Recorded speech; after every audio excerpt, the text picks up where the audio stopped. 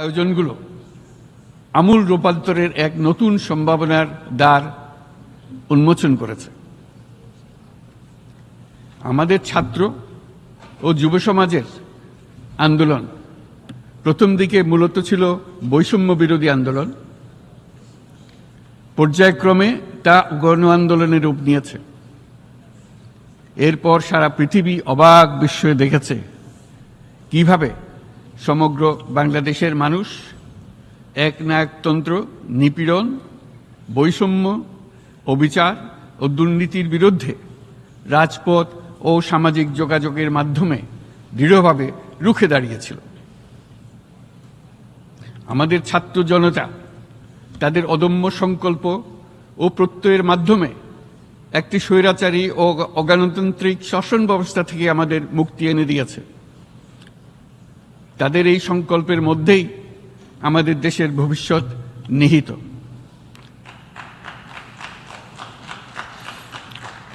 যা এই দেশকে বিশ্ব সম্প্রদায়ের মাঝে একটি দায়িত্বশীল জাতির মর্যাদায় উন্নত করবে বলে আমি বিশ্বাস করি। এই গণ আন্দোলন রাজনৈতিক অধিকার ও উন্নয়নের সুবিধাবঞ্চিত বাংলাদেশের আপামর জনসাধারণকে ঐক্যবদ্ধ করেছে। বাংলাদেশের মানুষ উন্নয়ন কর্মকাণ্ডকে অন্তর্ভুক্তিমূলক অংশীদারিত্ব রূপে দেখতে চেয়েছিল। আমাদের জনগণ একটা ন্যায্য, অন্তর্ভুক্তিমূলক ও কার্যকর গণতন্ত্রের জন্য লড়াই করেছে, যার জন্য আমাদের নতুন প্রজন্ম জীবন উৎসর্গ করেছে। আমাদের এই তরুণীরা যে প্রজ্ঞা, সাহস ও প্রত্যয় দেখিয়েছে তা আমাদের অভিভূত করেছে, সারা বিশ্ববাসীকে অভিভূত করেছে। বন্দুকের গুলি উপেক্ষা করে বুক পেতে দাঁড়িয়ে গিয়েছিল আমাদের এই তরুণরা। অবৈধ রাষ্ট্র ক্ষমতার বিরুদ্ধে প্রবলভাবে সোচ্চার হয়েছিল আমাদের তরুণ তরুণীরা, স্কুল পড়ুয়া কিশোর কিশোরীরা। তারা নিঃসঙ্গ চিত্তে উৎসর্গ করেছিল তাদের জীবন। শত শত মানুষ চিরতরে হারিয়েছে তাদের দৃষ্টিশক্তি। আমাদের মায়েরা, দিনমজুরেরা ও শহরের অগণিত মানুষ তাদের সন্তানদের কাঁধে কাঁধ মিলিয়ে নেমেছিল রাজপথে। তপ্ত রোদ, বৃষ্টি, মৃত্যু ভয়কে তোয়াক্কা না করে তারা সত্য ও ন্যায়সঙ্গত আকাঙ্ক্ষার বিরুদ্ধে দীর্ঘকালব্যাপী রাষ্ট্রযন্ত্রকে পরিচালনা করার অশুভ ষড়যন্ত্রকে পরাভূত করেছিল।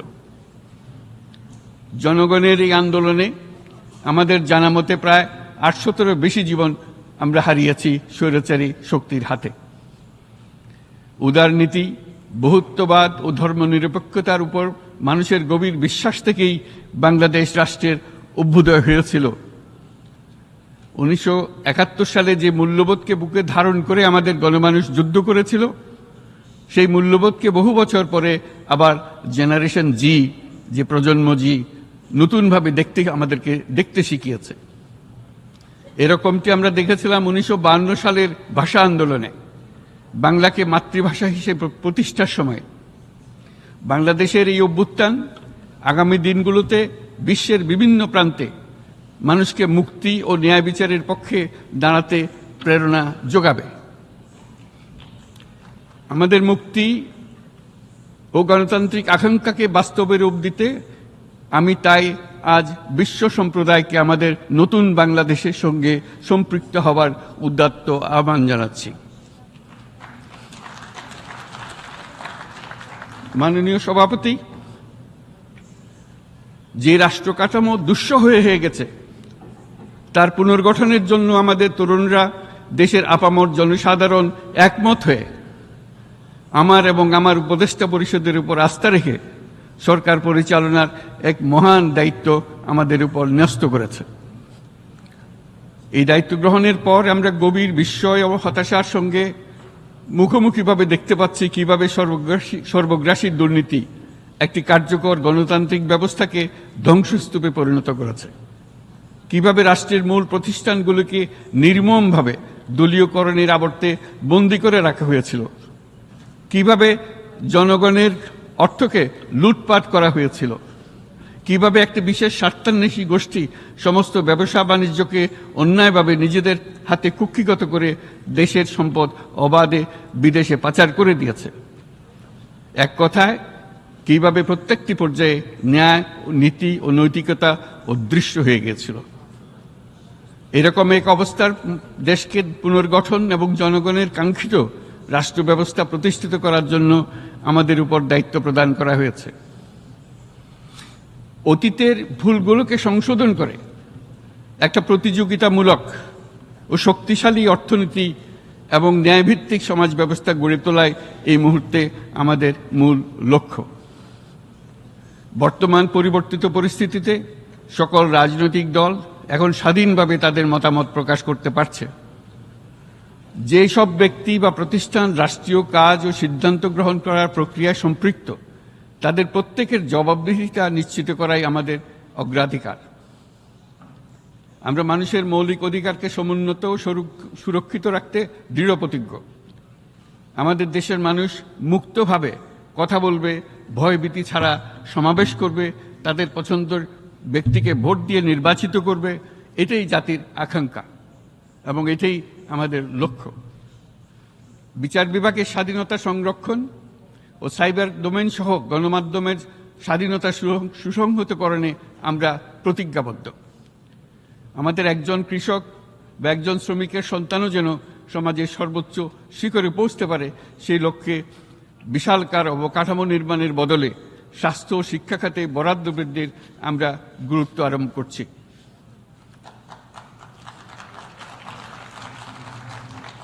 রাষ্ট্র ব্যবস্থার সকল পর্যায়ে সুশাসন ফিরিয়ে আনাই আমাদের অভীষ্ট। বাংলাদেশে যেসব আন্তর্জাতিক, আঞ্চলিক এবং দ্বিপাক্ষিক চুক্তির পক্ষভুক্ত, সেগুলো প্রতিপালনে আমাদের সরকার বদ্ধপরিকর। জাতিসংঘ সহ বহুপাক্ষিক বিশ্ব কাঠামোতে বাংলাদেশের সক্রিয় অংশগ্রহণ ও অবদান অব্যাহত থাকবে। পারস্পরিক শ্রদ্ধাবোধ, মর্যাদা ও স্বার্থরক্ষণের ভিত্তিতে বাংলাদেশ বিশ্বের সকল রাষ্ট্রের সাথে বন্ধুত্বপূর্ণ সম্পর্ক বজায় রাখবে। মাননীয় সভাপতি, গত 7 সপ্তাহের মধ্যে আমাদের সরকার বিভিন্ন গুরুত্বপূর্ণ পদক্ষেপ গ্রহণ করেছে। আমাদের অনুরোধে সাড়া দিয়ে জাতিসংঘের মানবাধিকার বিষয়ক হাই কমিশনার বাংলাদেশের গণ আন্দোলনকালে সংগঠিত মানবাধিকার লঙ্ঘনের বিষয়ে বিস্তৃত অনুসন্ধান এবং এইসব বিষয়ে ঘটনার পুনরাবৃত্তি রোধে পরামর্শ প্রদানের জন্য একটা ফ্যাক্ট ফাইন্ডিং কমিশন গঠন এবং তার কাজ শুরু করার জন্য দ্রুত বাংলাদেশে পাঠিয়ে দিয়েছে। আমি তাকে বাংলাদেশের পক্ষ থেকে অশেষ ধন্যবাদ জানাচ্ছি। দায়িত্বভার গ্রহণের 2 সপ্তাহের মধ্যে আমরা গুম প্রতিরোধে যে আন্তর্জাতিক কনভেনশন রয়েছে তাতে যোগদান করেছি।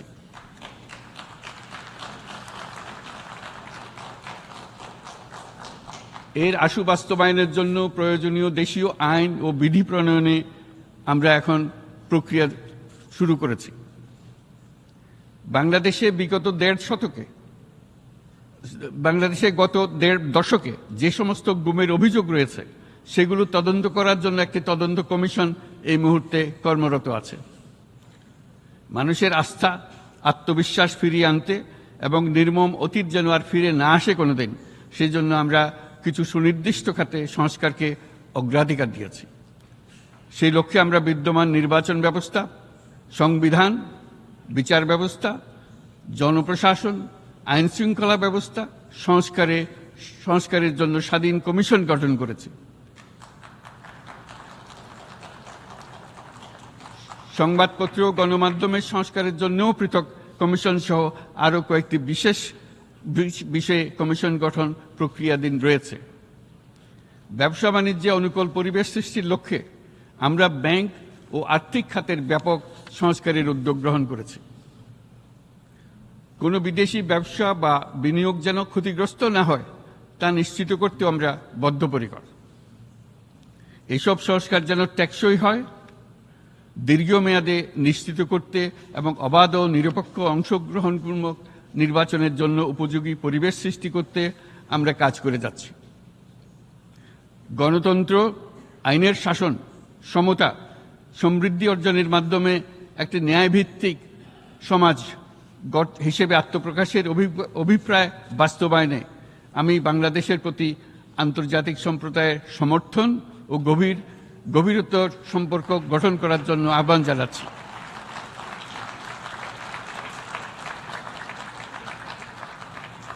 মাননীয় সভাপতি, বাংলাদেশ মনে করে যে শান্তি রক্ষা ও সংঘাত মোকাবেলা জনগণের সমৃদ্ধি নিশ্চিত করার মূল চালিকা শক্তি। সাম্প্রতিক বিপ্লবকালে আমাদের ইতিহাসের সবচেয়ে কঠিনতম সময়ে জনগণের মুক্তির আকাঙ্ক্ষা পূরণে তাদের পাশে দৃঢ়ভাবে দাঁড়িয়ে আমাদের সাহসী সশস্ত্র বাহিনীসমূহ আরও একবার শান্তির প্রতি তাদের অঙ্গীকার প্রমাণ করেছে।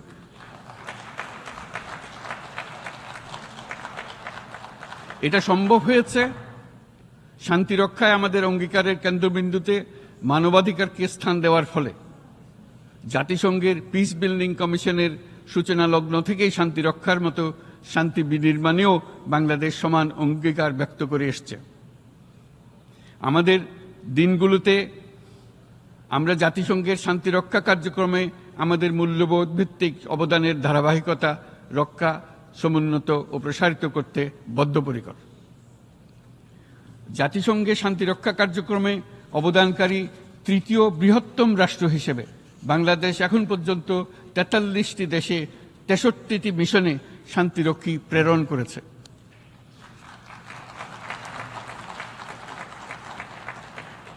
বসনিয়া থেকে শুরু করে কঙ্গো পর্যন্ত বিশ্বের বিভিন্ন প্রান্তে এসব মিশনে দায়িত্ব পালনকালে ১৬৮ জন বাংলাদেশি শান্তিরক্ষী নিজেদের জীবন বিসর্জন দিয়েছে। আমরা আশা করি যে কোনো অবস্থায় নানা প্রতিকূলতা সত্ত্বেও জাতিসংঘের ভবিষ্যৎ শান্তিরক্ষী কার্যক্রমগুলোতে বাংলাদেশের প্রতিরক্ষা বাহিনীর সদস্যরা একইভাবে অবদান রাখার সুযোগ পাবে।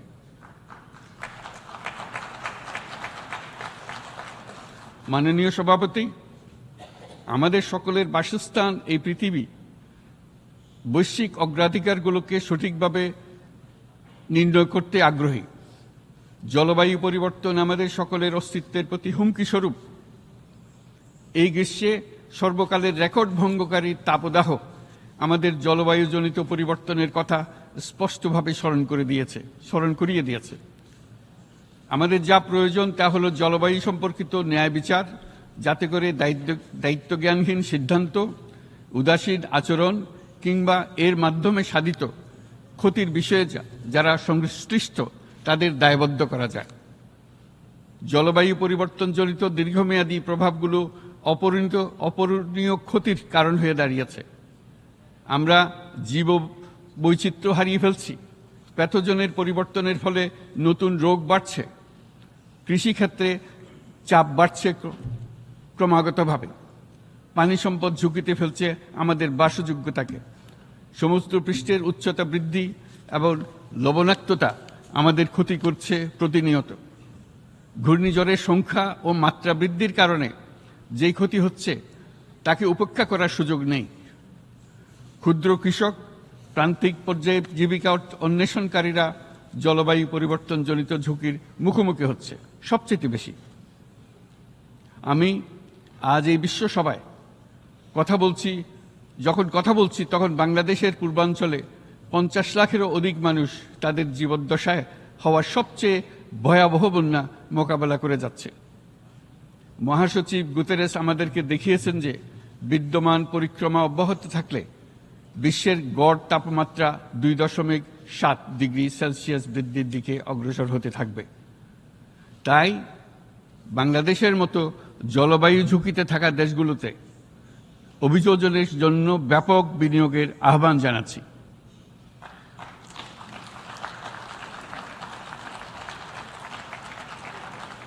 এছাড়াও উদ্ভাবনী শক্তির প্রয়োগ, অতিরিক্ত অর্থায়নের মাধ্যমে লস অ্যান্ড ড্যামেজ ফান্ডকে কার্যকর করা আমাদের জন্য অত্যন্ত গুরুত্বপূর্ণ। একইভাবে আমাদের প্রয়োজন প্রযুক্তির সহজলভ্যতা, সক্ষমতা বৃদ্ধি। নির্দিষ্ট করে বললে আমাদের দরকার জীবন রক্ষাকারী প্রযুক্তি, বিশেষত কৃষি, পানি এবং জনস্বাস্থ্য খাতে, যেখানে ক্ষুদ্র ক্ষুদ্র উদ্ভাবন এবং সমাধানসমূহ ঝুঁকিতে থাকা জনগোষ্ঠীকে রক্ষা করতে পারে। জলবায়ু সংকটের মোকাবেলা এবং বৈশ্বিক অর্থনীতি সুসংহতকরণে আমাদের যুগপৎভাবে কাজ করতে হবে। বিশ্ব সম্প্রদায় এখন কার্বন মুক্ত পৃথিবী গড়ে তুলতে মনোযোগী হচ্ছে।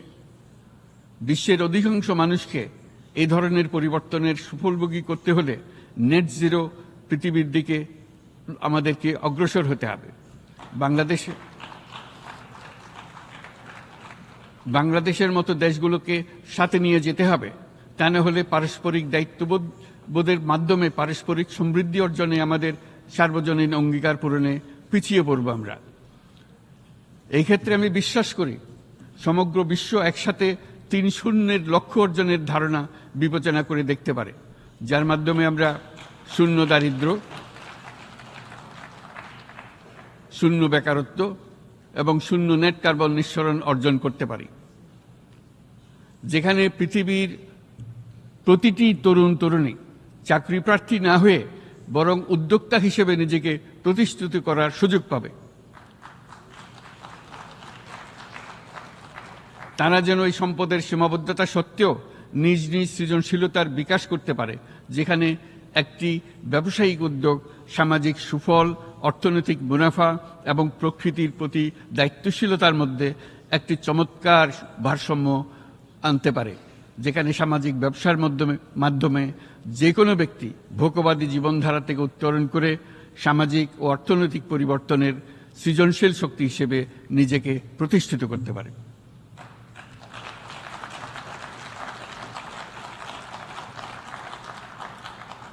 এই সময়ে তাই প্রয়োজন উন্নত উন্নয়নশীল সকল দেশসমূহ এবং বিভিন্ন অংশীদারদের মধ্যে নতুন দৃষ্টিভঙ্গি, নতুন মূল্যবোধ এবং নতুন একতা। সামগ্রিকভাবে এই লক্ষ্য অর্জনে জাতিসংঘ ব্যবস্থা, জাতীয় আঞ্চলিক পর্যায়ে সরকারসমূহ, সকল ব্যবসা প্রতিষ্ঠান, বেসরকারি অংশীজন এবং দাতব্য সংস্থাগুলোকে একসঙ্গে কাজ করতে হবে।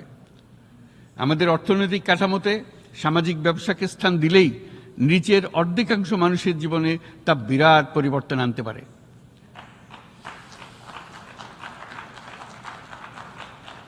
এই পদক্ষেপ একই সঙ্গে জলবায়ুর ধ্বংসাত্মক গতিকে সফলভাবে রোধ করতে পারে এবং বাজার ব্যবস্থার মাধ্যমেই এই মীমাংসা হতে পারে। এ বিষয়ে আমি মহাসচিব গুতেরেসের বিশেষ দৃষ্টি আকর্ষণ করছি। মাননীয় সভাপতি, বহুমুখী সংকটে জর্জরিত বর্তমান বিশ্বে যুদ্ধ এবং সংঘাতের ফলে ব্যাপক ভিত্তিতে মানুষের অধিকার খর্ব হচ্ছে। বিশ্ববাসীর উদ্বেগ এবং নিন্দা সত্ত্বেও গাজায় গণহত্যা থামছে না।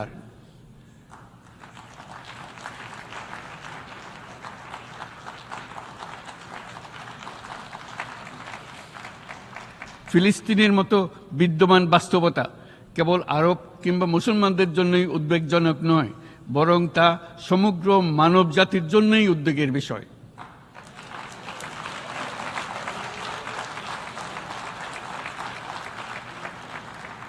একজন মানুষ হিসেবে প্রত্যেক ফিলিস্তিনির জীবন অমূল্য।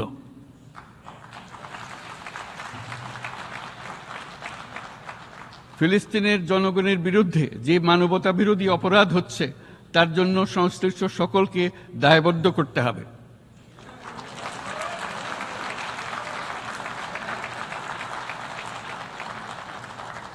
ফিলিস্তিনের জনগণের উপর চলমান নৃশংসতা, বিশেষত নারী এবং শিশুদের সাথে প্রতিনিয়ত যে নিষ্ঠুরতা বিশ্ব দেখাচ্ছে, তা থেকে নিস্তারের জন্য বাংলাদেশ অনতিবিলম্বে সম্পূর্ণ যুদ্ধবিরতির আহ্বান জানাচ্ছে।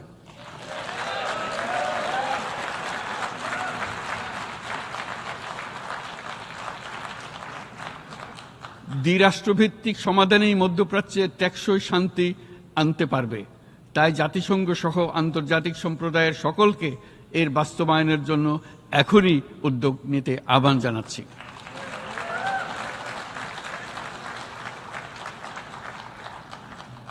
গত ২.৫ বছর ধরে ইউক্রেনে চলমান যুদ্ধে বহু মানুষ প্রাণ হারিয়েছে। এই যুদ্ধের প্রভাব সর্বব্যাপী, এমনকি বাংলাদেশের অর্থনীতিতেও এর নেতিবাচক প্রভাব আমরা অনুভব করছি। আমরা তাই উভয় পক্ষকে সংলাপে বসে বিরোধ নিরসনের মাধ্যমে যুদ্ধের অবসান ঘটানোর আহ্বান জানাচ্ছি। মাননীয় সভাপতি, বাংলাদেশ গত 7 বছর যাবৎ মায়ানমার হতে আগত 12 লাখেরও বেশি রোহিঙ্গাদের মানবিক কারণে আশ্রয় দিয়ে আসছে। এর ফলে আমরা বিরাট সামাজিক, অর্থনৈতিক, পরিবেশগত ক্ষতির সম্মুখীন হচ্ছি। মায়ানমারের অভ্যন্তরীণ সমস্যা থেকে সৃষ্ট এই সংকট বাংলাদেশ ও আমাদের অঞ্চলের জন্য প্রথাগত ও অপ্রথাগত উভয় ধরনের নিরাপত্তা ঝুঁকির কারণ হয়ে দাঁড়িয়েছে। মায়ানমার থেকে বাংলাদেশে বলপূর্বক বাস্তুচ্যুত রোহিঙ্গাদের সহায়তা করতে আমরা অঙ্গীকারবদ্ধ। আমরা রোহিঙ্গাদের জন্য মানবিক সহায়তা কার্যক্রম চালু রাখা এবং তাদের টেকসই প্রত্যাবর্তন নিশ্চিত করার উদ্দেশ্যে আন্তর্জাতিক সম্প্রদায়ের পর্যাপ্ত সহায়তা অব্যাহত রাখার আহ্বান জানাচ্ছি। রোহিঙ্গাদের সাথে সংগঠিত হওয়া ব্যাপক ভিত্তিক মানবাধিকার লঙ্ঘনের জন্য আন্তর্জাতিক বিচার আদালত এবং আন্তর্জাতিক অপরাধ আদালতে চলমান বিচার প্রক্রিয়ার মাধ্যমে ন্যায় বিচার নিশ্চিত করাও সমানভাবে গুরুত্বপূর্ণ। রোহিঙ্গারা যাতে নিজ দেশে স্বাধীন এবং মর্যাদাপূর্ণ জীবনযাপন করতে পারে সেই লক্ষ্যে অনুকূল পরিবেশ তৈরিতে জাতিসংঘ অন্যান্য আন্তর্জাতিক প্রতিষ্ঠানের ধারাবাহিক প্রচেষ্টার প্রশংসা দাবিদার। এই লক্ষ্যে রোহিঙ্গারা যাতে পর্যাপ্ত নিরাপত্তা ও অধিকার নিশ্চিত করে তাদের নিজ ভূমি রাখাইনে ফিরে যেতে পারে তার পথ সুগম করা অত্যন্ত দরকার। মায়ানমারে প্রতিনিয়ত পরিবর্তনশীল অবস্থা বিবেচনা রেখে বাংলাদেশ আন্তর্জাতিক সম্প্রদায়ের সাথে একযোগে রোহিঙ্গাদের নিজ দেশে মর্যাদাপূর্ণ টেকসই প্রত্যাবর্তনের জন্য পরিবেশ সৃষ্টিতে কাজ করতে প্রস্তুত।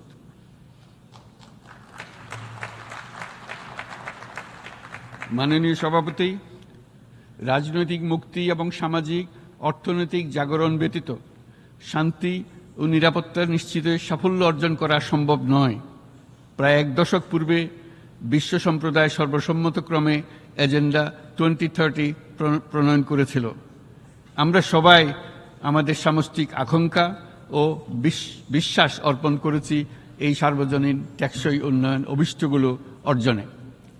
সার্বিকভাবে মাত্র 17% ও কম লক্ষ্যমাত্রা অর্জন হয়েছে।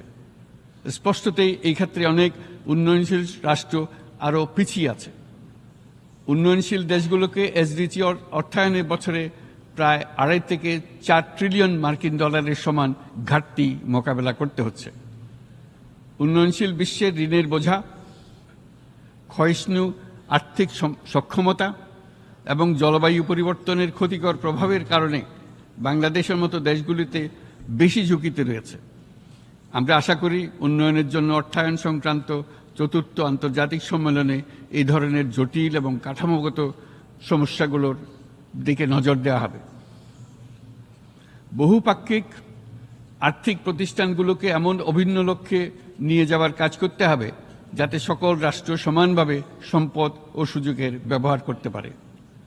তারা নিজেদের কর্মসূচিতে সামাজিক ব্যবসাকে গুরুত্বপূর্ণ ভূমিকা দিতে পারে যাতে নিম্ন আয়ের দেশগুলোর বাস্তবতাকে বিশেষভাবে মোকাবেলা করা যায়, যা ব্যবসায়ী উদ্যোগ এবং ব্যক্তির সৃজনশীলতাকে উদ্বুদ্ধ করে, যা বঞ্চিত জনগোষ্ঠীকে বিশালভাবে সহায়তা করে। এই ক্ষেত্রে অবৈধ অর্থের প্রবাহ এবং উন্নয়নশীল দেশগুলো থেকে সম্পদ পাচার বন্ধ করা অত্যন্ত আবশ্যক। উন্নয়নশীল দেশগুলো থেকে পাচার হয়ে যাওয়া সম্পদ ফেরত আনার জন্য আন্তর্জাতিক সহযোগিতা জোরদার করতে হবে। আমরা আশা করি কর ফাঁকি রোধে আন্তর্জাতিক কর কনভেনশন অতি শীঘ্রই গৃহীত হবে। মাননীয় সভাপতি, আমরা যে নিবিড়ভাবে সংযুক্ত বিশ্বে বসবাস করছি সেখানে অভিবাসন এবং মানুষের অবাধ প্রবাহ এক অলঙ্ঘনীয় বাস্তবতা। বাংলাদেশি নাগরিকরা প্রতিনিয়ত বিভিন্ন দেশে অভিবাসী হিসেবে যাচ্ছেন। তারা বিভিন্ন দেশে তাদের কর্মসংস্থানের সন্ধানে আছেন। বিশ্বের বিভিন্ন প্রান্তে এই মুহূর্তে প্রায় 1.5 কোটি প্রবাসী বাংলাদেশি আছেন। সকলের জন্য অভিবাসনের উপযোগিতা নিশ্চিত করতে বিশ্ব সমাজকে নিরাপদ, সুশৃঙ্খল এবং নিয়মিত মর্যাদাপূর্ণ অভিবাসনের পথ সুগম করতে হবে। আন্তর্জাতিক সম্প্রদায়কে অভিবাসীদের মানবাধিকার এবং তাদের প্রতি মানবিক আচরণ নিশ্চিত করতে হবে।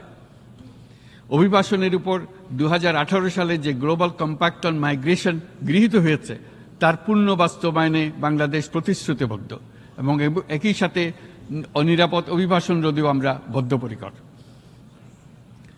মাননীয় সভাপতি, প্রতি বছর প্রায় 25 লক্ষ তরুণ তরুণী বাংলাদেশের শ্রমবাজারে যুক্ত হচ্ছেন। বাংলাদেশের বিপুল জনশক্তির প্রায় 2/3 তরুণ। এই জনশক্তিকে বর্তমান ও আগামীর জন্য গড়ে তোলা বাংলাদেশের জন্য একটা বড় চ্যালেঞ্জ। ক্রমপরিবর্তনশীল কর্মজগতে একজন তরুণকে প্রতিনিয়ত নতুন দক্ষতা অর্জন করতে হয়।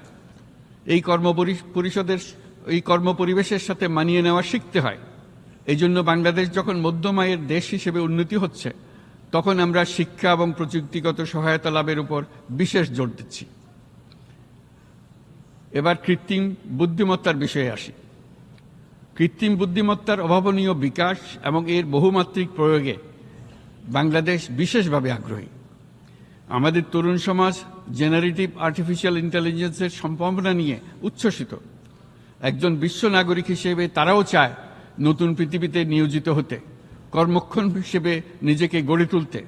বাংলাদেশের মতো বৃহৎ তরুণ জনগোষ্ঠীর দেশ যাতে কৃত্রিম বুদ্ধিমত্তার প্রয়োগজনিত অর্জিত সুফল থেকে পিছিয়ে না পড়ে, বিশ্ব সম্প্রদায়কে তা নিশ্চিত করতে হবে। একই সঙ্গে নিশ্চিত করতে হবে যেন কৃত্রিম বুদ্ধিমত্তার কারণে কর্মক্ষেত্রে মানুষের চাহিদা ক্রমাগতভাবে সংকুচিত হয়ে না যায়। এই প্রসঙ্গে আমি উল্লেখ করি যে আমরা ভিন্ন একটা ইন্টেলিজেন্স, অটোনোমাস ইন্টেলিজেন্স, অর্থাৎ যে কৃত্রিম বুদ্ধিমত্তা নিজেই নিজের কৃত্রিম বুদ্ধিমত্তাকে সম্প্রসারিত করতে পারে মানুষের কোনো হস্তক্ষেপ ছাড়াই, তার ব্যাপারে আমরা বৈজ্ঞানিকদের দৃষ্টি আকর্ষণ করতে চাই। তারা যেন এই ক্ষেত্রে অগ্রসর হওয়ার আগে মানুষের উপরে এর প্রভাব সম্বন্ধে নিশ্চিত হয়ে অগ্রসর হন। আমাদের ধারণা অটোনোমাস ইন্টেলিজেন্স মানুষের অস্তিত্বকে বিপন্ন করে তুলতে পারে, কাজে এই ব্যাপারে আমাদের সম্পূর্ণ সজাগ থাকতে হবে। মাননীয় সভাপতি, আমাদের আসলে দরকার নতুন ধরনের সহযোগিতা কাঠামো, যেখানে বৈশ্বিক ব্যবসা ও জ্ঞানের অধিকারী গোষ্ঠী মানুষের চাহিদাগুলোকে যথাযথভাবে অনুধাবন করবে। আন্তর্জাতিক সহযোগিতার মাধ্যমে উন্নয়নশীল দেশগুলোর জন্য এমন একটি রূপান্তরকারী ব্যবস্থা তৈরি করতে হবে যা কর্মসংস্থান, আর্থসামাজিক প্রতিকূলতা বা জীবিকার জন্য যুৎসয় সমাধান নিশ্চিত করবে। মাননীয় সভাপতি, আমাদের প্রচেষ্টা, সক্ষমতা এবং সম্পদ একত্রীকরণের মাধ্যমে সকলের সামর্থ্য, উদ্ভাবনী শক্তি এবং সমৃদ্ধিকে কাজে লাগাতে হবে।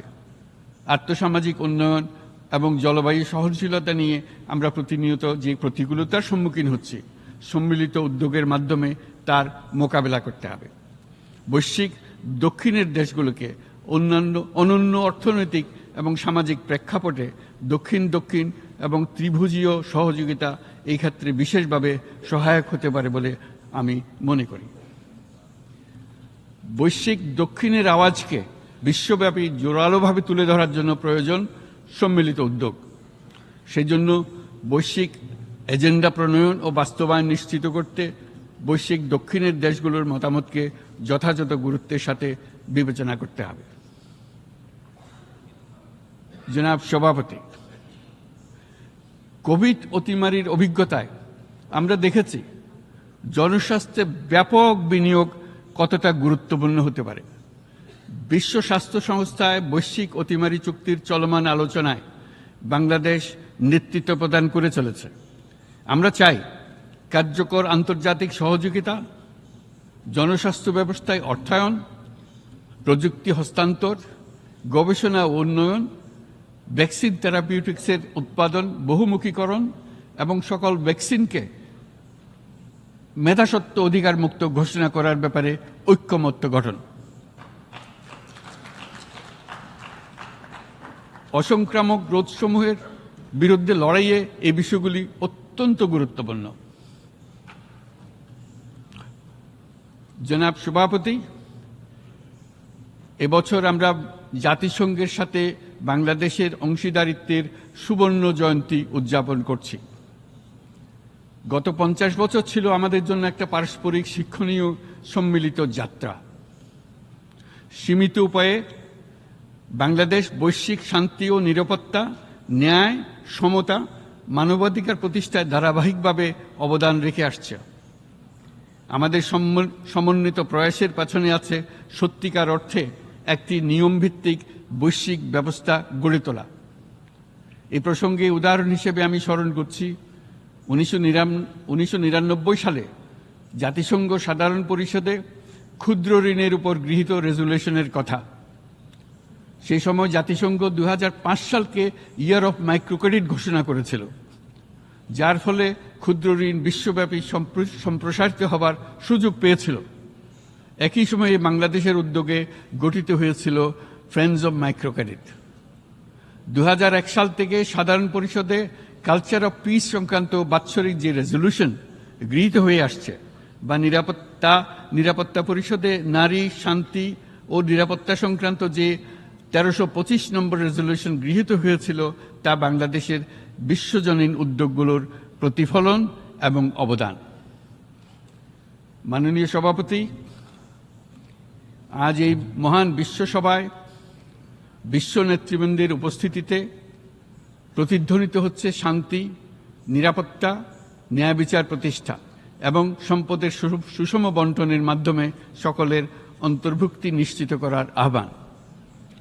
সদস্য রাষ্ট্র হিসেবে আমাদের প্রত্যেককে আজ গভীরভাবে অনুধাবন করতে হবে কিভাবে আমরা নারী, পুরুষ সকলের জন্য ও আগামীর দিনগুলোতে উদ্যোক্তা হবার সমান সুযোগ সৃষ্টি এবং তাদের ক্ষমতায়ন নিশ্চিত করতে পারি।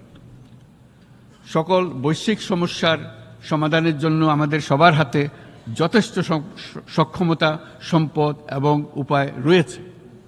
আসুন আমরা জাতীয় বা আন্তর্জাতিক যেসব প্রতিশ্রুতি দিয়েছি তা বাস্তবায়ন করি এবং অর্থনৈতিক ক্ষেত্রে সামাজিক ব্যবসার ধারণা প্রতিষ্ঠিত করে সকল প্রকার বৈষম্য ও অসমতার অবসানে ঐক্যবদ্ধভাবে আমরা কাজ করি। বাংলাদেশের তরুণরা প্রমাণ করেছে যে মানুষের স্বাধীনতা, মর্যাদা ও অধিকার সমুন্নত রাখার অভিপ্রায় কোনো উচ্চাভিলাষ নয়, বরং এটা সকলের নিশ্চিত প্রাপ্য। আজ এই মহান সমাবেশে আপনাদের উপস্থিতিতে শান্তি, সমৃদ্ধি ও ন্যায় বিচার নিশ্চিত করতে আন্তর্জাতিক, আঞ্চলিক এবং জাতীয় পর্যায়ে বাংলাদেশে তার ভূমিকাকে ক্রমাগতভাবে জোরদার করার নিশ্চয়তা দিচ্ছে। আজ আপনাদের সবাইকে শুভেচ্ছা জানাচ্ছি, ধন্যবাদ জানাচ্ছি।